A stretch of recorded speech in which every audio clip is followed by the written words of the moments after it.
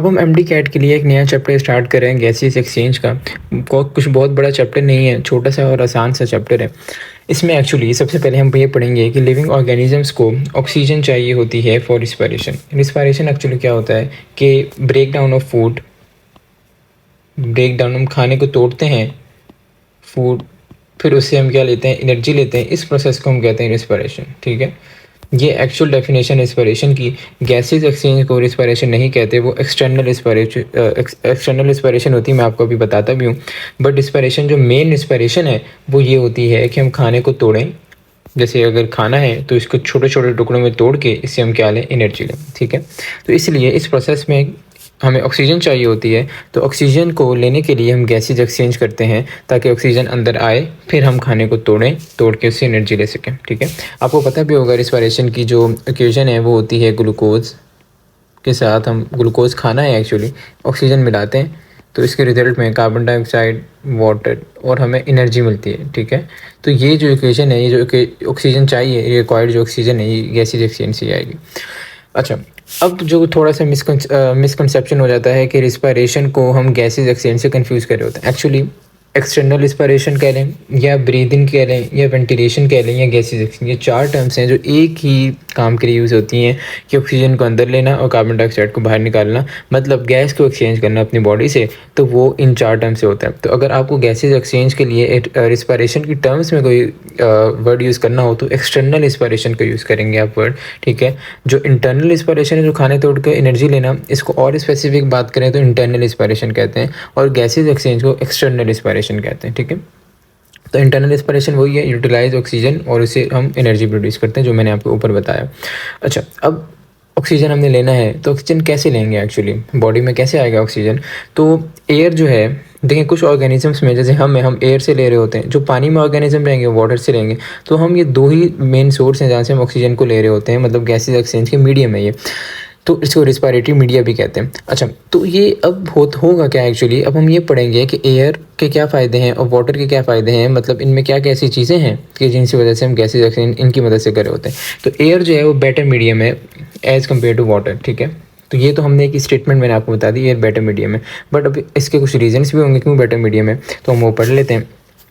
क्या रीजंस क्या हैं इसके, कि respiratory gases move by diffusion. एक तो ये कॉन्सेप्ट आपके जहन में होना चाहिए कि डिफ्यूजन का मतलब क्या है, कि अगर मिसाल के तौर पर ये कोई, यहाँ पर अब ह्यूमन कंसीडर कर लें और ये इन्वायरमेंट है। ठीक है, तो यहाँ ऑक्सीजन बहुत ज़्यादा है और हमारे अंदर ऑक्सीजन कम है, तो ये डिफ्यूजन ग्रेडियंट बना हुआ है, मतलब एक जगह ज़्यादा और एक जगह कम, तो ज़्यादा से कम चीज़ मूव करती है। आपने कभी नोटिस भी किया होगा, अगर आप अपने रूम में कोई स्प्रे छिड़कें एक कोने पे, तो उसकी स्मेल पूरे रूम में फैल जाएगी कुछ एक मिनट बाद या कुछ सेकंड बाद। तो वो क्या है एक्चुअली प्रोसेस, जहाँ आपने रूम स्प्रे को छिड़का वहाँ पर रूम स्प्रे की कंसनट्रेशन बहुत ज़्यादा थी, फिर क्या हुआ, उसने लो कंसनट्रेशन वाले एरिया में, मतलब बाकी रूम के एरिया में वो फैलना शुरू हो गया और फैलते फैलते पूरे रूम में फैल गई। तो high concentration to low concentration गई। बिल्कुल वैसे ही ऑक्सीजन अगर बाहर ज़्यादा है तो अंदर आएगी high concentration to low concentration.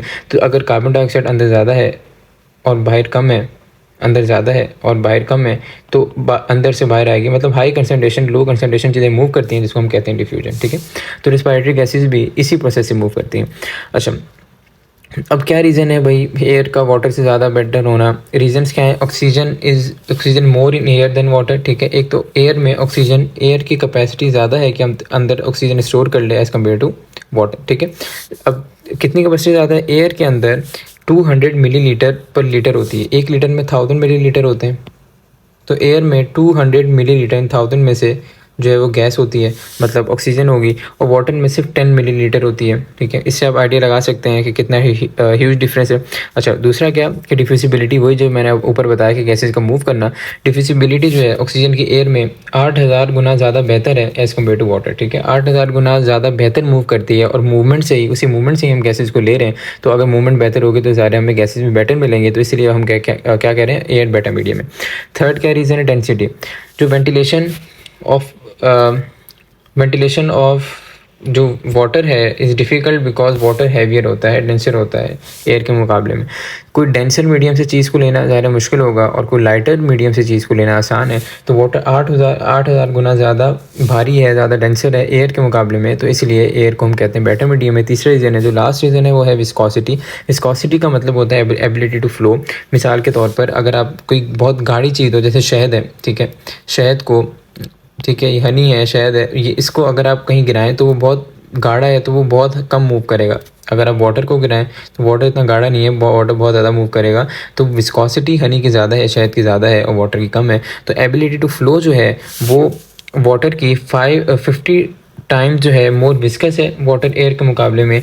तो वाटर ज़्यादा गाढ़ा है, वो गाढ़ा है एयर के मुकाबले में, तो जितना गाढ़ा होगा उतना उसका मूव करना मुश्किल होगा, और जितना मूव करना मुश्किल होगा उतनी हमें गैस लेना भी मुश्किल होगी, क्योंकि गैस डिफ्यूजन की मदद से मिल रही है और डिफ्यूजन एक्चुअली मूवमेंट ही है। ठीक है, तो ये 4 रीजन्स हो गए जिसकी वजह से हम कहते हैं एयर क्या है, बेटर मीडियम है। इन रीजन से भी आपसे कोई क्वेश्चन बन सकता है, जैसे 50 टाइम्स मोर विस्कस है वाटर, ये 8,000 टाइम्स, ये वाली टर्म 8,000 टाइम्स, तो ये चीज़ें आपसे पूछी जा सकती हैं।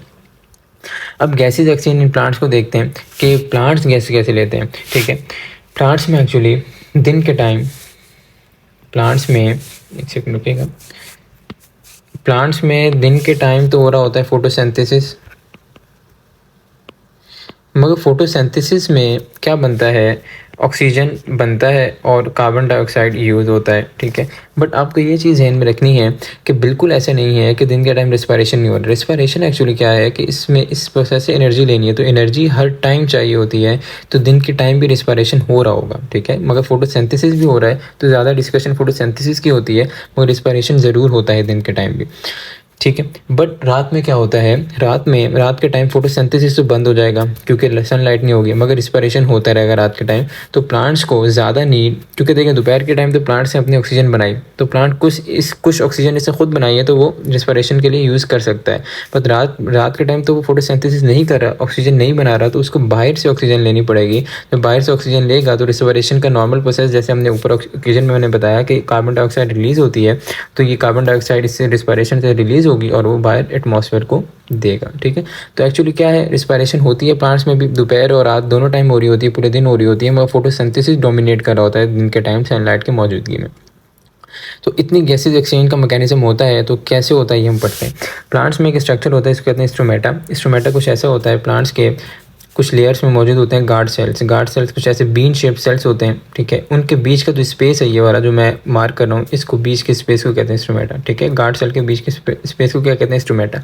गार्ड सेल की कुछ खसूसियात हैं क्या, कि एक तो ये बीन शेप्ड है, दूसरा क्या कि ये क्लोरोफिल इसके पास मौजूद होता है, तो ये खुद भी फोटोसिंथेसिस करता है। तो ये खसूसियात होती हैं गार्ड सेल्स की अपनी, तो ये वाली डिटेल हम बाद में पढ़ेंगे, प्लांट्स को जब डिटेल में पढ़ेंगे। अच्छा, स्टोमेटा क्या है, इसका रोल इन गैसेज एक्सचेंज है, और लीव्स और यंग स्टेम में मौजूद होगा। लीव्स मतलब पत्तों में, और यंग स्टेम जो कि हमारी जो प्लांट का मेन पार्ट स्टेम होता है, उसमें यंग वाली स्टेम में मौजूद होता है। ओल्डर में क्या होगा वो हम अभी देखते हैं। अच्छा, अब कितना मौजूद होता है, इतनी ज़्यादा क्वांटिटी होती है कि 12,000 पर centimetre cube of leaves in tobacco का अगर प्लांट देखें तो इतना एरिया 12,000 पर सेंटीमीटर क्यूब जो है, इतने एरिया में मौजूद होते हैं। 12,000 इन नंबर है और पर सेंटीमीटर क्यूब इतना इसका एरिया है कि 1 सेंटीमीटर क्यूब में 12,000 स्ट्रोमेटा मौजूद हैं। तो आप इससे अंदाज़ा लगा सकते हैं कि कितनी ज़्यादा क्वांटिटी ऑफ स्ट्रोमेटा जो है वो प्लांट्स में मौजूद है, टोबैको के प्लांट्स में। तो ये नंबर बहुत इंपॉर्टेंट है, आपसे एमसीक्यू में पूछा जा सकता है। अच्छा, यंग स्टेम की तो हमने बात कर ली कि उसमें स्ट्रोमेटा है, बट जो ओल्डर स्टेम हो जाए, जो पुरानी स्टेम हो जाए, वो क्या करेगी, उसके पास एक स्ट्रक्चर होता है लेंटिसेल। ये भी पोर्स होते हैं। ये क्या होते हैं, ओल्डर स्टेम तो प्लांट का मेन पार्ट है जो ऊपर होता है, तो ओल्डर स्टेम में होता है, कॉर्क टिश्यू में होता है, जो कि क्या होते हैं, फॉर्म्ड ऑफ डेड सेल्स। ठीक है, cork tissue formed of dead cells होते हैं। एक्चुअली होता क्या है इसमें, फिलहाल अगर आप कॉर्क टिश्यू को छोड़ भी दें, हम बाद में पढ़ेंगे, प्लांट्स में देख लेंगे इसको, बट ओल्डर स्टेम में मौजूद होता है, मतलब जो प्लांट का मेन पार्ट है स्टेम, ओल्डर जो हो जाए उसमें मौजूद होगा। तो उसमें होगा क्या कि अगर मैं स्टेम बनाता हूँ ओल्डर, ये ओल्डर स्टेम हो गए, इसके अंदर कुछ पोर्स होंगे, इन पोर्स को हम नाम दे देंगे लेंटिसेल्स का, और ये लेंटिसेल्स की मदद से गैसेज एक्सचेंज हो रही होगी, गैसेज अंदर आ रही होंगी, बाहर जा रही होंगी। तो ये लेंटिसेल्स का आपको वर्ड याद होना चाहिए, ये पोर्स हैं जो कि ओल्डर स्टेम में मौजूद होते हैं। ठीक है, अच्छा, अब स्ट्रोमेटा क्या है, स्ट्रोमेटा से जैसे अगर ये मैं बना लेता हूँ लीफ का स्ट्रक्चर, ये लीफ है पूरा। ठीक है, यहाँ पर नीचे मैंने कंसिडर कर लिया स्टोमेटा मौजूद है। तो स्टोमेटा ये पूरा लीफ है और यहाँ अंदर सेल्स मौजूद हैं जिनको हम कहते हैं मीजोफिल सेल्स, ठीक है। ये होते हैं मीजोफिल सेल, और मीजोफिल सेल वो सेल्स हैं जिन्होंने फोटोसिंथेसिस को परफॉर्म करना है। ये बात आपके जहन में होनी चाहिए। मीजोफिल सेल्स ऐसे सेल्स हैं जो कि फोटोसिंथेसिस को परफॉर्म करते हैं। तो लीफ है, लीफ की अपर लेयर है, ठीक है, लीफ की लोअर लेयर है, और ये बीच में मीजोफिल सेल्स मौजूद हैं, और ये एयर स्पेसिस हैं, जो खाली जगह है ये एयर स्पेसिस है, ठीक है। तो गैसेस यहाँ से आएंगी, ये एयर स्पेसिस में डिजोल्व होते होते मेसोफिल सेल के अंदर चली जाएंगे, फोटोसिंथेसिस परफॉर्म होगा। तो अब देखते हैं हम क्या है actually. Stomata lead to intercellular space. Intercellular space यही है, एयर स्पेस जो खाली है। पहले गैस ज़ाहिर है स्टोमेटा से इंटर होगी, इंटरसेलुलर स्पेस में जाएगी, ज़ाहिर है डायरेक्ट मेसोफिल सेल के अंदर तो नहीं इंटर हो जाएगी, फिर इंटरसेलुलर स्पेस से फिर मेसोफिल सेल के अंदर जाती है। अच्छा, अब गैसेज एक्सचेंज कैसे, between air and moist surface of mesophyll cells, ठीक है। जो एक बात और मैं आपको बताऊं, दोबारा मैं यहाँ बनाता हूँ, ये लोअर लेयर मैंने बना ली, ये अपर लेयर बना ली, लोअर लेयर में मैंने स्टोमेटा बना लिया, ठीक है। अब यहाँ पर मेसोफिल सेल बना लिया मैंने, ठीक है। मेसोफिल सेल की जो लेयर है वो मॉइस्ट होती है, मैं उसको इस कलर से शो करता हूँ, मॉइस्ट लेयर होती है, ठीक है, मॉइस्ट लेयर है, ये लेयर है मॉइस्ट। तो गैस अंदर आ गई तो पहले एयर स्पेस में आएगी, एयर स्पेस से होते होते इस मॉइस्ट सरफेस से गैसेज एब्जॉर्ब होती हैं। ये बात आपने ध्यान में रखनी है कि कोई भी चीज़ में गैसेज एब्जॉर्ब होगी, एक एफिशिएंट एब्जॉर्प्शन के लिए जो सरफेस होना चाहिए एब्जॉर्प्शन का, वो मॉइस्ट मतलब गीला होना चाहिए। तो मेसोफिल सेल का सरफेस मॉइस्ट होता है, वो मॉइस्ट सरफेस के जरिए फिर गैसेज के अंदर चली जाती है। तो यही बात मेंशन है, एयर स्पेस में आएगी और मॉइस्ट सरफेस और मेसोफिल सेल के ज़रिए से ये गैस जो है वो एब्जॉर्ब हो जाएगी। अच्छा भाई, अच्छा, अब ये तो बात हमने कर ली, लीफ की बात कर ली, स्टेम की बात कर ली, यंग स्टेम की बात भी होगी कैसे गैस आती है, ओल्ड स्टेम की बात भी होगी कैसे गैस आती है। बट रूट्स भी तो हैं प्लांट की, अगर ये पूरा प्लांट है तो इसके रूट्स भी तो है नीचे, मगर रूट्स तो नीचे ज़मीन के अंदर दबी हुई हैं, तो वो एयर से तो कांटेक्ट में नहीं है, तो वो कैसे गैस लेंगी। तो roots of land plant get oxygen from soil particles, ठीक है। सॉइल भी गीली होती है, मॉइस्ट होती है, सॉइल एब्जॉर्ब करती है ऑक्सीजन एटमॉस्फेयर से और वो रूट्स को दे देती है, ठीक है। तो रूट्स ऐसे ऑक्सीजन है। तो एक बात आपने ये ध्यान में रखनी है, ऐसा नहीं होता कि प्लांट की अगर लीफ ने ऑक्सीजन एब्जॉर्ब कर ली तो बाकी पार्ट्स को दे देगा, हर पार्ट को अपनी अपनी ऑक्सीजन खुद एब्जॉर्ब करनी है, ठीक है। तो इसीलिए हर पार्ट को हम अलग अलग पढ़ें। अब ये तो बात हमने कर ली प्लांट्स के मेन पार्ट की, रूट्स की बात कर ली, स्टेम की बात कर ली, लीफ की बात हो गई, यहाँ ऊपर लीफ होंगे, ठीक है, सबकी हमने बात कर ली। अब एक्वेटिक प्लांट में होते हैं जो पानी में रहते हैं, तो वो तो सिंपल है, पानी में क्योंकि ऑक्सीजन डिजॉल्व होती है तो पानी से ही डिजॉल्व ऑक्सीजन को ले लेते हैं, ठीक है। तो ये बात होगी एक्वेटिक प्लांट्स की। तो यहाँ तक प्लांट्स का डिस्कशन हो गया। अब हमने कुछ ऐसे करेक्टर्स देखने हैं जो कि रिस्पायरेटरी सरफेस, मतलब क्या कि ऐसे सरफेस, जैसे मिसाल के तौर पर ये सरफेस है जहाँ से रिस्पायरेशन होनी है, गैसेज एक्सचेंज होनी है, ठीक है। तो इस सरफेस की क्या करेक्टर होने चाहिए, क्या करेक्टर होंगे सरफेस के जिसकी वजह से रिस्पायरेशन बहुत अच्छी, मतलब गैसेज एक्सचेंज, एक्सटर्नल रिस्पायरेशन की बात करें, गैसेज एक्सचेंज बहुत अच्छी हो, तो कैसे क्या करेक्टर होना चाहिए वो हम पढ़ने लगे। तो रिस्पायरेटरी सरफेस जो है ये गैसेज एक्सचेंज की साइट है, मतलब यहाँ पर गैसेज एक्सचेंज हो रही होती है। तो अब इसको होना क्या चाहिए, ये लार्ज सरफेस होना चाहिए और मॉइस्ट होना चाहिए, जैसे मैंने आपको ऊपर बताया। अब ह्यूमन में हम कंसिडर कर लेते हैं, एक्चुअली होता क्या है ह्यूमन में एल्व्यूलाई होते हैं जो कि इसी चैप्टर में आगे पढ़ेंगे, गैसेज एक्सचेंज का काम कर रहे होते हैं। तो आप अगर कहें कि एल्व्यूलाई का तो छोटा सा सरफेस एरिया है, सिर्फ इतना सा सरफेस एरिया है, तो ये कैसे लार्ज सरफेस एरिया हुआ। हमारे पास इतने ज़्यादा एल्व्यूलाई, इतने हज़ारों लाखों में एल्व्यूलाई मौजूद होते हैं। तो ये आपकी पिछली बुक में मेंशन भी है कि अगर हम उसको पूरा खोल दें, एल्व्यूलाई को पूरा खोल लें, तो इवन वो फुटबॉल फील्ड के जितना बड़ा एरिया बन सकता है, मतलब इतना लार्ज सरफेस एरिया बन सकता है। तो एल्व्यूलाई इतने लार्ज सरफेस एरिया, हज़ारों लाखों एल्व्यूलाई मिलकर बना लेते हैं, तो लार्ज सरफेस एरिया बन जाता है। और जितना सरफेस एरिया ज़्यादा होगा, ज़ाहिर है देखें, अगर कोई सरफेस एरिया बहुत ज़्यादा है तो ये सारे एरिया मौजूद है उसके लिए गैस एक्सचेंज करने के लिए। मैं किसी चीज़ का इतना सा एरिया है तो देखें ये इतनी सी गैस एक्सचेंज होगी, तो जितना सरफेस एरिया ज़्यादा होता जाएगा उतनी गैस एक्सचेंज ज़्यादा होती जाएगी। और मॉइस्ट गीला होने का तो मैंने आपको बता दिया कि जितना मॉइस्ट होगा उतनी अच्छी गैसेज एक्सचेंज होती है। उसके बाद थिन एपिथेलियम, मतलब क्या कि जिस एरिया से, जैसे मैं एल्वुलाई बनाऊँ, अगर यहाँ से गैसेज एक्सचेंज होनी है तो ये बहुत थिन होना चाहिए। क्यों? क्योंकि ज़्यादा थिन एरिया होगा तो आराम से मूवमेंट हो जाएगी। अगर थिक एरिया होगा तो उसको बहुत सारी लेयर क्रॉस करनी पड़ेंगी। जैसे अगर मिसाल के तौर पे एल्वुलाई ऐसा हो जाए, बहुत थिक हो जाए एरिया, तो कितनी ज़्यादा थिकनेस जो है, कितनी ज़्यादा लेयर्स को क्रॉस करना पड़ेगा गैस को, तो इतनी एफिशिएंट, इतनी अच्छी गैसेज एक्सचेंज नहीं हो पाएगी। ठीक है। अच्छा, जो ह्यूमन में यूजुअली 2 सेल थिक होती है, जो एल्वुलाई और हमारे पास जो गैसेज एक्सचेंज हो रही होती है ब्लड, हमारे पूरे सिस्टम से, ब्लड कैपिलरीज और इन सारी चीज़ों से, तो 2 सेल थिक होती है, मतलब सिर्फ 2 सेल की थिकनेस होती है, इतनी कम थिकनेस होती है।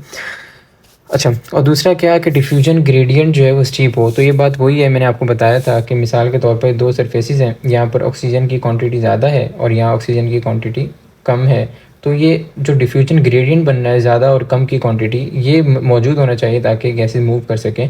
वरना मूवमेंट अगर दोनों के बराबर हो जाए, दोनों सरफेस में यहाँ भी ऑक्सीजन और यहाँ भी ऑक्सीजन सेम हो जाए, तो मूवमेंट क्या हो जाएगी, बंद हो जाएगी। तो ये ग्रेडियंट भी पैदा होना चाहिए। और उसके बाद कैपिलरी नेटवर्क। कैपिलरी नेटवर्क का क्या मतलब है, जैसे अगर मिसाल के तौर पर हमारे एल्वुला है तो इसके अराउंड कैपिलरीज होती हैं, तो जितनी ज़्यादा ब्लड मूव करेगा उतनी ज़्यादा गैसेज एक्सचेंज ब्लड से यहाँ आती जाएंगी, गैस और एल्वुला से ब्लड में आती जाएंगी। तो कैपिलरी नेटवर्क ब्लड के ज़रिए गैसेज एक्सचेंज यूजुअली ज़्यादातर ऑर्गेनिजम्स में हो रही होती हैं, तो कैपिलरी नेटवर्क भी मौजूद होना चाहिए।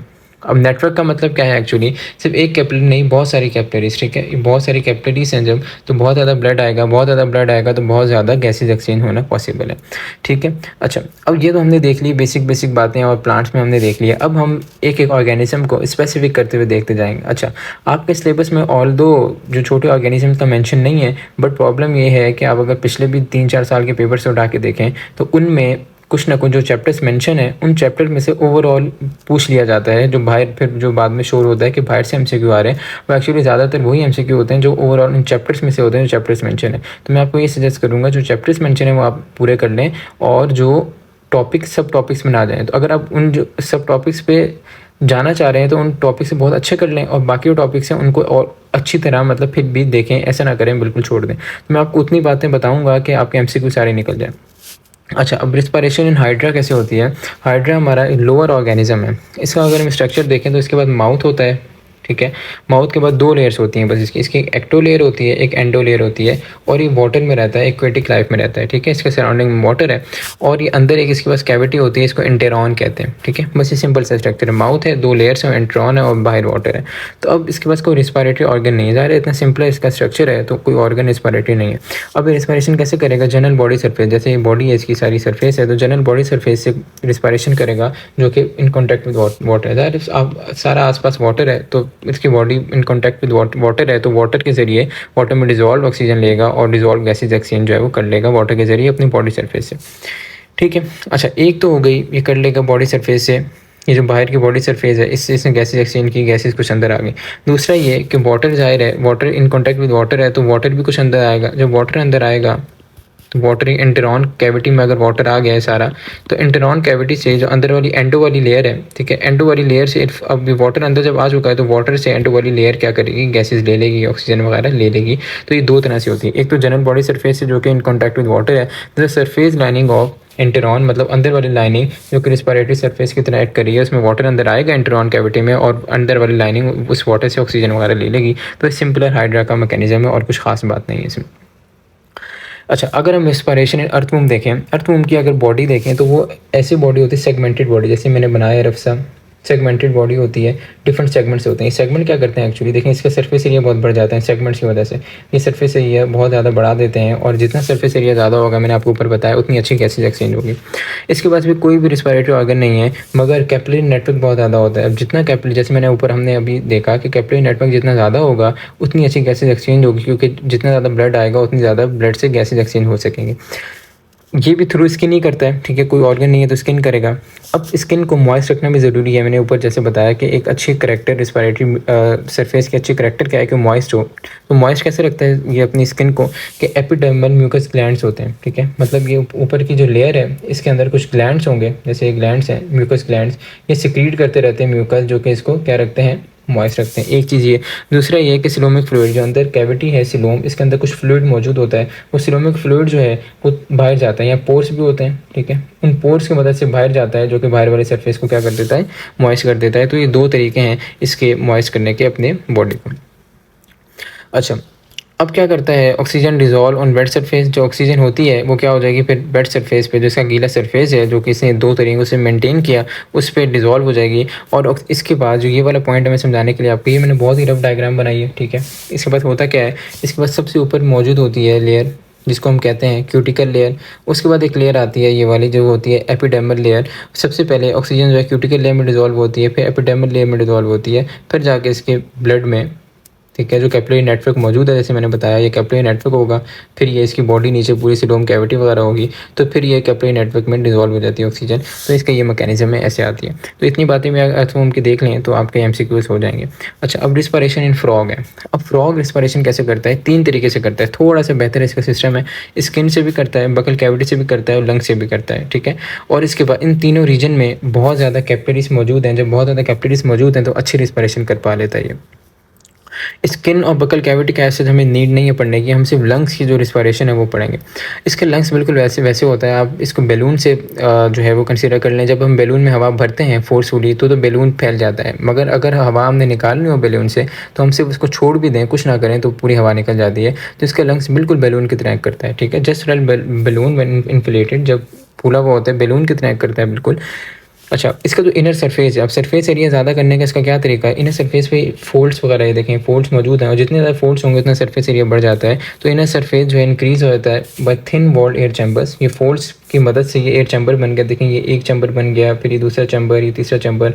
तो इन चैम्बर्स की वजह से क्या हो गया, इन फोल्डिंग्स हो गई और ये चैम्बर्स बन गया और सरफेस एरिया बढ़ गया और अच्छी गैसेज एक्सचेंज हो जाएगी। अब इंस्पायरेशन एक्सपायरेशन कैसे होती है? इंस्पायरेशन मतलब गैसेज को अंदर लेना, एक्सपायरेशन मतलब गैसेज को बाहर निकालना। अच्छा, इसका कुछ बेसिक से स्ट्रक्चर मैं आपको बताता हूँ। अच्छा, इसका मैं बेसिक से स्ट्रक्चर पहले आपको बताता हूँ। देखें, इसके बाद होता है नॉस्ट्रल्स। ये नॉस्ट्रल्स हैं इसकी, ठीक है। मतलब ये इसका नाक वाला रीजन है जहाँ से गैस लेगा, गैसेज एक्सचेंज कर रहा होगा। उसके बाद ये इसका अंदर जो है ये पूरी कैविटी, ये बकल कैविटी है। उसके बाद ये टंग है, ठीक है। हमारे पास टंग पीछे लगी हुई होती है, मगर इसके बाद टंग आगे होती है, इसलिए जब ये ज़ुबान निकाले तो बहुत बाहर तक ज़ुबान निकलती है फ्रॉग की। तो ये टंग है इसकी और ये पीछे लंग्स हैं, ठीक है। ये लंग्स आ गए। तो अब इससे हम पढ़ते हैं होता क्या है कि नॉस्ट्रल्स जो हैं सबसे पहले खुलते हैं। नॉस्ट्रल खुलते हैं तो एयर इंटर थ्रू नॉस्ट्रल्स। उसके बाद जब एयर अंदर आ गई नॉस्ट्रल से तो क्या हो जाएगा, नॉस्ट्रल्स हो जाएंगे बंद, नॉस्ट्रल क्लोज हो जाते हैं। फिर क्या होगा, जो बकल कैविटी का फ्लोर है ये वाला, ठीक है, ये जो नीचे बकल कैविटी का फ्लोर है, अब एयर यहाँ मौजूद है, ठीक है। एयर यहाँ मौजूद हो गई तो बकल कैविटी का फ्लोर है तो क्या करेगा, ये ऊपर मूव करेगा। जब ये ऊपर मूव करेगा, जो आपने नोट किया होगा, आप किसी रीजन में हवा भरें और इसको प्रेस कर दें तो प्रेशर जनरेट हो जाएगा। तो यहाँ हवा आ गई और आपने नीचे से इसने अपने बकल कैविटी को प्रेस कर लिया, प्रेस किया तो यहाँ बहुत ज़्यादा प्रेशर बहुत ज़्यादा बढ़ गया और इस प्रेशर से ये लंग्स के अंदर हवा को भेज देगा। तो बिल्कुल वैसे ही है जैसे हम प्रेशर से बैलून में हवा भर रहे हैं, तो ये बकल कैविटी को ऊपर मूव करके प्रेशर जनरेट करके हवा भर रहा है लंग्स के अंदर। तो it is buccal cavity to generate pressure to push air into the lungs, ठीक है। अच्छा, ये तो हो गया इंस्पायरेशन, इसने हवा अंदर ले ली। अब एक्सपायरेशन मतलब जो हवा बाहर कैसे निकालेगा, ये बिल्कुल इसका ऑपोजिट होगा, बिल्कुल ऑपोजिट होगा, ऑपोजिट ऑफ इंस्पायरेशन। कैसे, मैं आपको समझा देता हूँ। बकल कैविटी नीचे मूव करेगी, ठीक है। जब नीचे मूव करेगी प्रेशर कम होगा, प्रेशर कम होगा तो एयर लंग्स से वापस हवा यहाँ आ जाएगी, दोबारा आ गई हवा, ठीक है। फिर नॉस्ट्रल्स ओपन होंगे, ये जो नॉस्ट्रल्स हैं यहीं से हवा बाहर जाना है, ये खुल जाएंगे। जब खुलेंगे बकल कैविटी दोबारा ऊपर मूव करेगी। जब ऊपर मूव करेगी, यहाँ हवा थी तो दोबारा प्रेशर जनरेट होगा, वही ये हवा भर के इन्होंने प्रेशर जनरेट किया। जैसे प्रेशर जनरेट होगा तो यहाँ से हवा बाहर निकल जाएगी, बकल कैविटी मूव अपवर्ड और एयर मूव आउट। तो ये इसके स्टेप्स हैं, बहुत आसान सा है कि बकल कैविटी को नीचे मूव करके ये हवा अंदर ले रहा है और बकल कैविटी को ऊपर मूव करके प्रेशर जनरेट करके हवा बाहर निकाल रहा है, चाहे वो लंग्स में भेजनी हो चाहे वो नॉस्ट्रल से बाहर भेजनी हो, ठीक है। तो ये इसका बहुत आसान सा मैकेनिज्म है। अच्छा, अगर अब अगला टॉपिक जो है रिस्पायरेशन इन कॉकरोचेस को देखें, तो अब जो हम पढ़ रहे हैं इन ऑर्गेनिजम्स की रिस्पायरेशन, इनके पास स्पेशलाइज्ड ऑर्गन्स थोड़े मौजूद हैं। तो इसके पास स्पेशलाइज्ड ऑर्गन है, क्या मतलब, इसका मतलब ये है कि थोड़ा सा बेहतर होगा पिछले ऑर्गेनिज्म से। क्या होता है एक्चुअली इसमें कुछ ओपनिंग्स होती हैं जिनको हम कहते हैं स्पायरिकल, ठीक है। अगर ये वाली आप ओपनिंग देखें, ये स्पायरिकल है, ये स्पायरिकल है, तो ये ओपनिंग्स हैं जिन ओपनिंग की मदद से गैसेज एक्सचेंज कर रहा होता है, ठीक है। तो स्पायरिकल कितने होते हैं, एक तो 10 पेयर्स होते हैं। 10 पेयर्स का मतलब है 20, ठीक है। एक पेयर का मतलब है 2। अब 10 इस साइड होंगे ये वाली साइड और 10 इस साइड होंगे, मतलब एक साइड पर 10 और एक साइड पर 10, तो मिलके 10 पेयर्स कह लें या आप 20 स्पायरिकल्स कह लें, ठीक है। स्पायरिकल्स के बाद आ जाता है ट्रैकिया, जैसे ये वाला रीजन है जो मार्क कर रहा हूँ, ठीक है। ये पूरा ट्रैकिया है, एयर यहाँ से आई और स्पायरिकल से ट्रैकिया में इंटर हो गई, ठीक है।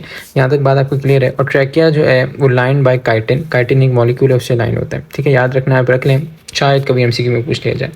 अच्छा भाई, ट्रैकिया जो है लाइन बाय काइटिन है। उसके बाद अब इसकी जो बॉडी है कॉकरोच की, इसके 3 रीजन होते हैं। एक हेड होता है, ये वाला रीजन हेड है। उसके बाद थॉरेक्स मतलब चेस्ट वाला रीजन, ये थॉरेक्स का रीजन है। फिर पेट वाला रीजन जो एब्डोमेन है। तो ये 3 रीजन होते हैं इसकी बॉडी के, ठीक है, और कॉकरोचेस के। तो स्पायरिकल जो हैं वो 10 पेयर से, जैसे मैंने बताया, या 20 कह लें, जो 2 पेयर हैं दो पेयर वो थोरैक्स में मतलब सीने वाले चेस्ट वाले रीजन में मौजूद हैं, दो पेयर, ठीक है। दो पेयर का मतलब है कि 4 टोटल। तो एक साइड पे जैसे दो साइड्स है ना, तो अगर ये मैंने बनाया थोरैक्स चेस्ट वाला रीजन, तो दो यहाँ होंगे और दो यहाँ, तो इसलिए हम इसको 2 पेयर्स कह रहे हैं। ये एक पेयर है, एक ये पेयर है, ठीक है। तो 2 पेयर और 8 पेयर एब्डोमेन है, बिल्कुल वैसे ही अगर ये पूरा एब्डोमेन है तो एक यहाँ पर, एक यहाँ पर, एक दूसरा यहाँ पर, दूसरा, तो ऐसे 8 पेयर हो जाएंगे एब्डोमेन में, ठीक है। तो ये इनके नंबर की डिस्ट्रीब्यूशन है। अब ट्रैकिया के बाद, ये ट्रैकिया में तो गैस आ गई, अब ट्रैकिया के बाद जाके ट्रैक्यूल्स में, ये ट्रैक्यूल्स हैं जहाँ मैं भी मार्क कर रहा हूँ, ये ट्रैक्यूल्स हैं सारे, ठीक है। ये ट्रैक्यूल्स आ गया। अब ट्रैक्यूल्स क्या है? ब्लाइंड डक्ट है। मतलब क्या कि ब्लाइंड डक्ट ऐसी डक्ट होती है, अगर मिसाल के तौर पर ट्रैक्यूल है तो ये आगे से बंद है, आगे कुछ नहीं है, ठीक है। तो ब्लाइंड डक्ट है, तो ट्रैक्यूल्स आगे से बंद होते हैं और ट्रैक्यूल के बाद टिश्यू होते हैं। तो मिसाल के तौर पर ये अगर ट्रैक्यूल आ गया, ये आगे से बंद है और यहाँ टिश्यूज़ मौजूद हैं, तो यहाँ पर जो आई है गैस वो टिश्यूज़ के अंदर डिफ्यूज़ हो जाएगी, चली जाएगी। तो ऐसी इसके अंदर गैसेज एक्सचेंज होती है। क्या पूरा फिनोमिना है? सबसे पहले स्पायरिकल जो कि एंट्री है, उसके बाद क्या आएगा? ट्रैकिया, ट्रैकिया के बाद क्या आएगा? ट्रैक्यूल्स, ठीक है। ट्रैक्यूल्स के बाद क्या आएगा? जो ट्रैक्यूल्स क्या है? ब्लाइंड है, मतलब आगे से बंद है, फिर आ जाएगा टिश्यूज़, तो यहाँ गैस चली जाएगी ऐसे इस पैटर्न में, ठीक है। बहुत आसान है, कुछ मुश्किल नहीं है। और बस आपने स्पायरिकल की कहाँ कितने मौजूद हैं, ये आपके एमसीक्यू के लिए इंपॉर्टेंट चीज़ है। 2 थोरैक्स में है, मतलब 2 पेयर जो है चेस्ट वाले रीजन में है, और 8 पेयर जो है वो एब्डोमेन वाले, पेट वाले रीजन में, ठीक है। अब इंस्पायरेशन में क्या होगा कि जो फर्स्ट इंटीरियर 4 स्पायरिकल है, मतलब ऊपर के 4 स्पायरिकल, ठीक है, टोटल 10 पेयर है ना, तो ऊपर के 4 पेयर जो हैं वो ओपन होंगे। ऊपर के 4 पेयर काम आते हैं इंस्पायरेशन में, और जो नीचे के 6 पेयर हैं एक्सपायरेशन में। ये वाली आपको डिस्ट्रीब्यूशन में याद होनी चाहिए कि ऊपर के 4 पेयर ऑफ स्पायरिकल्स, मतलब ऊपर के 8 जो हैं वो काम आते हैं इंस्पायरेशन में, मतलब गैस को अंदर लेने में, और नीचे के जो 6 पेयर या नीचे के 12 आप कह लें स्पायरिकल्स, वो काम आते हैं एक्सपायरेशन में, गैस को बाहर निकालने में। तो ऊपर के 4 खुलेंगे, 4 पेयर्स, और एयर जो है वो इंटर हो जाएगी ट्रैकिया में, वही ट्रैक्यूल से चली जाएगी और टिश्यूज़ में चली जाएगी। और एक्सपायरेशन में क्या होगा? जो ऊपर के 4 इंस्पायरेशन में खुले थे वो बंद हो जाएंगे, अब नीचे के 4 खुलेंगे। जब नीचे के 4 खुलेंगे तो क्या होगा? गैस वही दोबारा वापस चली जाएगी स्पायरिकल से बाहर। तो सिंपल सा, इसमें भी कुछ ख़ास मुश्किल नहीं है। और क्या है कि ब्लड जो है वो डायरेक्टली इन्वॉल्व नहीं होता। क्यों? क्योंकि इसके ब्लड में कलरलेस ब्लड होता है कॉकरोचेस का, और कलरलेस ब्लड का मतलब है कि इसके पास हीमोग्लोबिन नहीं होगा। तो हीमोग्लोबिन ही नहीं है तो गैस को बाइंडिंग, ऑक्सीजन को बाइंडिंग करने की कैपेसिटी ही नहीं है, तो इसलिए कोई ब्लड की इन्वॉल्वमेंट नहीं होती, बस स्ट्रक्चर्स इन्वॉल्व हैं जो कि मैंने आपको बता दिया, ठीक है। उसके बाद रिस्पायरेशन इन फिशेस है। ये एक स्ट्रक्चर से करता है जिसको हम कहते हैं गिल्स, ठीक है। गिल्स इसके स्ट्रक्चर होते हैं, ये पेयर्ड स्ट्रक्चर होते हैं at the junction of head and trunk. मतलब क्या? फिशेस का 2 पार्ट्स होते हैं फिशेस के बॉडी के। अगर ये हेड है, अगर ये हेड है और ये नीचे पूरा इसका ट्रंक है, ठीक है, बस ये 2 पार्ट्स हैं। तो कहाँ मौजूद होंगे गिल्स? ये हेड और ट्रंक के जंक्शन पे, जहाँ हेड और ट्रंक डिवाइड हो रहे हैं, यहाँ इस रीजन में गिल्स मौजूद होते हैं। पेयर्ड स्ट्रक्चर होते हैं, 4 से 5 पेयर कह लें, या आप 4 पेयर का मतलब 8 और 5 पेयर का मतलब 10, तो 8 से 10 आप कह लें गिल्स, या 4 से 5 पेयर्स कह लें, इस रीजन में जहाँ हेड और ट्रंक का जंक्शन है वहाँ पर। अच्छा, अब फिशेज़ होती हैं 2 तरह की, एक कार्टिलेजिनस फिशेज जो कार्टिलेज से बनी है, बोनी फिशेज जो कि बोन से बनी है। तो इनमें अलग थोड़ा अलग होता है मैकेनिज्म। जो कार्टिलेजिनस फिशेज है, इसके माउथ से गैस इंटर होगी, सॉरी माउथ से वाटर इंटर होगा, तो वाटर इंटर्स थ्रू द माउथ, ठीक है। ये अगर इसका माउथ है जो मैं मार्क कर रहा हूँ, मैं कलर थोड़ा सा चेंज कर लेता हूँ। अगर ये इसका माउथ है जो मैं मार्क कर रहा हूँ, माउथ से इंटर होगी, और गिल से, ये साइड पे गिल्स हैं, ठीक है, साइड्स पे होते हैं गिल्स, और गिल्स से ऐसे ये वाटर बाहर चला जाएगा, और वाटर जब आएगा अंदर वो अपनी गैसेस को देते हुए फिर बाहर ऐसे चला जाएगा। वो मैकेनिज्म कैसे गैस एक्सचेंज करता है हम नीचे देख लेते हैं। फिलहाल क्या ध्यान में रखना है? माउथ से वाटर एंटर हुआ और साइड पे गिल्स हैं उनसे बाहर चला गया। ये तो हो गया कार्टिलेजिनस फिशेज का। अब बोनी फिशेज में एक चीज़ चेंज होती है बस, कि जो हमारे पास गिल्स होती हैं वो एक बैग में बंद होती हैं, इसको कहते हैं ओपिक्यूलम। बस ये इसमें बात है। वाटर वही माउथ से एंटर हुआ और ओपिक्यूलम से बाहर चला गया, तो ये मेंशन है water enters the mouth and out by operculum, तो बस ये है। अच्छा, अब पार्ट्स ऑफ गिल्स, गिल्स को हम देख रहे हैं, गिल्स से गैसेज एक्सचेंज होती है, तो पार्ट्स ऑफ गिल्स देखेंगे तो इसी की मदद से हमें समझ आ जाएगा कैसे गैसेज एक्सचेंज होती है। हमने ये तो देख लिया साइड्स पे गिल्स हैं कार्टिलेजिनस फिशेज में, तो गिल्स किसी पाउच में कवर नहीं है, और बोनी फिशेज में ओपिक्यूलम में कवर है, बस ये बात देख ली हमने। अब पार्ट्स क्या हैं इसके? इसके 3 पार्ट्स हैं। एक तो गिल रैकर है, ठीक है, गिल रैकर। गिल रैकर क्या होता है? गिल रैकर जो है, ये नीचे वाला जो निकला हुआ है दांत की तरह स्ट्रक्चर, ये गिल रैकर का फंक्शन क्या है कि वाटर को फिल्टर करता है, वाटर में से जो चीज़ें जो काम की नहीं है वो बाहर निकाल देता है। फिर वाटर, जैसे ये वाटर एंटर हो रहा था माउथ से आया और गिल से बाहर जा रहा है, तो माउथ से एंटर होने के बाद गिल्स जो है, गिल रैकर वाटर में जो काम की चीज़ें नहीं है उसको बाहर निकाल देगा, ताकि हमें गैसेज एक्सचेंज जो हमारा फंक्शन है वो हो सके और जो काम की चीज़ें नहीं है वो ना आए।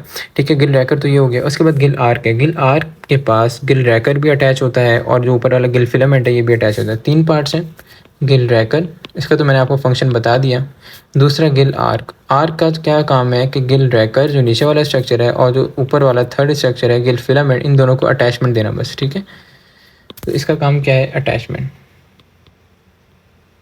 अच्छा, जो थर्ड पार्ट है, जो मेन पार्ट है, वो है गिल फिलामेंट। गिल फिलामेंट क्या करता है कि ये देखें कितने बड़े बड़े स्ट्रक्चर्स हैं, ये क्या करते हैं, इसके अराउंड ब्लड वेसल्स होती हैं, ऐसे ऐसे अराउंड ब्लड वेसल्स होंगी। और हमने ऊपर पढ़ा है कि ब्लड वेसल्स की मौजूदगी हो तो बहुत अच्छी गैसेज एक्सचेंज होती है। तो ब्लड वेसल इसके अराउंड होंगी और ब्लड वेसल्स की मदद से क्या होगा, जो वाटर आया है, जो वाटर अंदर आया है गिल से, ये वाटर जो आया है तो वाटर में से ऑक्सीजन को निकाल लिया जाएगा और गैसेज एक्सचेंज प्रॉपर कर ली जाएगी। तो ये इस तरह जो है वो गैसेज एक्सचेंज होती है फिश में। लास्ट जो है वो रिस्पायरेशन इन बर्ड्स की अब हम देखते हैं। रिस्पायरेशन बर्ड्स कैसे है, ये मोस्ट एफिशिएंट है।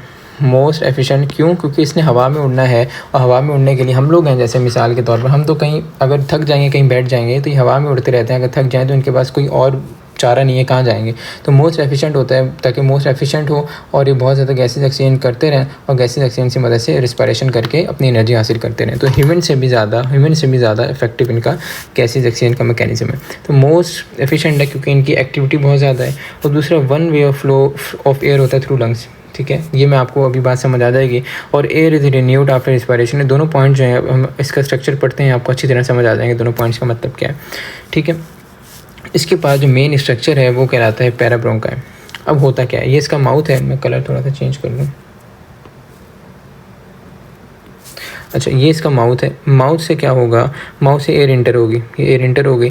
जब एयर इंटर हो जाएगी तो ये जो इसका स्ट्रक्चर है ये वाला, ये सारा है ट्रैकिया जो मैंने मार्क किया हुआ है। ठीक है, ये थोड़ा सा मतलब चीज़ें मिक्स हो गई हैं, बट आप जैसे मैं समझा रहा हूँ उसे समझते जाएँ तो ये क्या हो जाएगा आपके लिए बहुत आसान हो जाएगा समझना। ट्रैकिया में चला गया, एयर से हो गया, ट्रैकिया में आ गई गैस। ठीक है, एयर अब ट्रैकिया में आई है तो ट्रैकिया के बाद आगे जब जाएगी तो कुछ इन्फ्लेटेड रीजन होते हैं। देखिए ये एक इन्फ्लेट है, मतलब फूला हुआ रीजन है, तो ये फूले हुए रीजन को हम कहते हैं एयर सैक्स।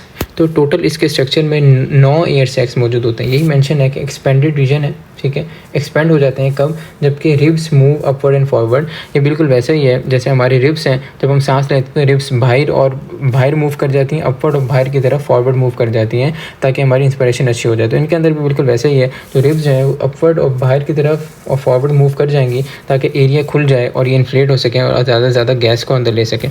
तो ये फूले हुए रीजन्स हैं, इन्फ्लेटेड रीजन्स हैं, जहाँ पर आके गैस ट्रैकिया से होकर आ जाती है। ठीक है, उसके बाद यहाँ से गैस कहाँ जाएगी, मैं थोड़ा सा इन्वेस्ट कर देता हूँ। पहले माउथ में आई, माउथ से चली गई ट्रैकिया में, ट्रैकिया से चली गई एयर सैक्स में। अब एयर सैक्स के बाद कहाँ जाएगी, लंग्स में जाएगी। ये लंग्स हैं, ये वाला रीजन जो है इसका, ये वाला रीजन लंग्स है। और लंग्स के अंदर एक चीज़ मौजूद होती है जिसको हम कहते हैं एयर ट्यूब्यूल्स कह लें या पैराब्रोंकाई, जो मैंने आपको बताया है, या पैराब्रोंकाई एक ही चीज़ है, पैराब्रोंकाई। ये कुछ ऐसे होते हैं, जैसे मैंने बनाया, इसको मैं थोड़ा जूम कर दूँ, ये कुछ ऐसा होता है, ट्यूब की तरह होता है, दोनों तरफ से ओपन होता है। तो ये मैं लंग्स का दोबारा स्ट्रक्चर यहाँ बना देता हूँ क्योंकि मेरे स्ट्रक्चर ही है। तो ये लंग्स हैं अगर, ठीक है, तो यहाँ से एयर सैक्स से गैस आई तो दोनों तरफ से ओपन है, तो यहाँ से गैस इसके अंदर से होते हुए आगे चली जाएगी, ऐसे इसके अंदर से होते हुए आगे चली जाएगी और यहाँ गैसेज एक्सचेंज हो जाएगा। इसके अराउंड लिपटी भी होती हैं ब्लड वेसल्स। ठीक है, ये ब्लड वेसल अराउंड लिपटी हुई हैं, तो जब ब्लड वेसल लिपटी हुई हैं तो ब्लड्स के ज़रिए से यहाँ गैस आ रही है और ब्लड के ज़रिए से गैस को एक्सचेंज कर लेंगे। ठीक है, तो यहाँ पर कुछ ऐसा होता है। तो लंग्स हैं, इसके अंदर एयर ट्यूब्यूल्स हैं, इसको पैराब्रोंकाई भी कहते हैं, दोनों तरफ से ओपन होते हैं ट्यूब की तरह, और साइड्स ऑफ गैस एक्सचेंज क्यों, क्योंकि ब्लड वेसल्स यहाँ प्रेजेंट होती हैं। अच्छा भाई, उसके बाद दोबारा क्या है, दोबारा इन्फ्लेटेड रीजन, यहाँ मैं इन्फ्लेटेड प्रॉपर बन नहीं सका, ये दोबारा इन्फ्लेटेड रीजन होगा जिसको एयर सैक्स कहते हैं, और इसके अंदर गैस जाएगी और दोबारा वापस माउथ से बाहर चली जाएगी। तो अगर आप गौर करें तो वन वे ऑफ फ्लो हो गया। वन वे ऑफ फ्लो मतलब एक ये पूरा सर्किल है, यहाँ से घूम के आके दोबारा वापस बाहर चले गई। और air is renewed after inspiration, मतलब क्या कि एयर अंदर आई और ऑक्सीजन ली और बाहर चली गई, मतलब रिन्यू हो गई, दोबारा एयर अंदर आएगी, उसको एयर को अंदर रखा नहीं। ठीक है, तो ये 2 पॉइंट्स का मतलब ये है। तो आपको स्ट्रक्चर आई होप समझ आया होगा इसका। अच्छा, एक जो इसमें जो इंपॉर्टेंट चीज़ है वो ये है काउंटर करंट एक्सचेंज। मतलब क्या, मैंने जैसे अब लंग्स का दोबारा स्ट्रक्चर बनाता हूँ, ये इसके लंग्स थे, लंग्स के अंदर ये पैराब्रोंकाई है, पैराब्रोंका है और मैंने बताया कि इसके अराउंड ब्लड कैपिलरीज होती हैं। तो ये मैं बना देता हूँ, ये ब्लड कैपिलरीज आ गई। ब्लड कैपिलरीज थोड़ा सा बड़ा बना देता हूँ, ये आ गई इसकी ब्लड कैपिलरीज। अच्छा, अब होगा क्या, देखें, अगर तो एयर इस डायरेक्शन में मूव कर रही है, एयर की डायरेक्शन ये है, तो जो ब्लड कैपिलरीज में से जो ब्लड मूव करेगा उसकी डायरेक्शन ऑपोजिट होगी। मतलब क्या कि एयर की डायरेक्शन अगर ये है तो ब्लड की डायरेक्शन ये होगी। क्या रीज़न है इसका, देखें, एयर की अगर डायरेक्शन ऑपोजिट हो तो मैक्सिमम गैसेज एक्सचेंज हो सकती है कि दोनों की डायरेक्शन ऑपोजिट हो। क्या मतलब, देखें, अगर तो एयर इस तरफ आ रही है और ब्लड इस तरफ जा रहा है, तो मिसाल के तौर पर स्टार्टिंग में एयर थी 20% इसके अंदर ऑक्सीजन थी और ब्लड के अंदर 100% ऑक्सीजन थी। फिर क्या हुआ, जब ब्लड जा रही है, ब्लड मूव करके आगे जा रहा है तो पीछे से नया ब्लड आएगा। जब एयर थोड़ा सा और आगे गई तो अब नया ब्लड जो है, नए ब्लड में इस वाले 100 ने थोड़ी सी इसको ऑक्सीजन दे दी तो ये 20 से 40 हो गया। अब नया ब्लड आया वो दोबारा 100 है, ठीक है। तो अब क्या होगा, दोबारा आगे जाएगी, इसने थोड़ी सी ऑक्सीजन दोबारा इसको दे दी तो ये 40 से 60 हो गया। अब जो नया ब्लड आएगा वो क्या होगा, वो दोबारा 100 होगा। दायरा नया ब्लड तो 100 ही होगा। अच्छा, इस 100 वाले ने दोबारा इसको ऑक्सीजन दे दी तो ये 60 से क्या हो गया, ये 60 से 80 हो गया, 80% ऑक्सीजन हो गई, 80% ऑक्सीजन।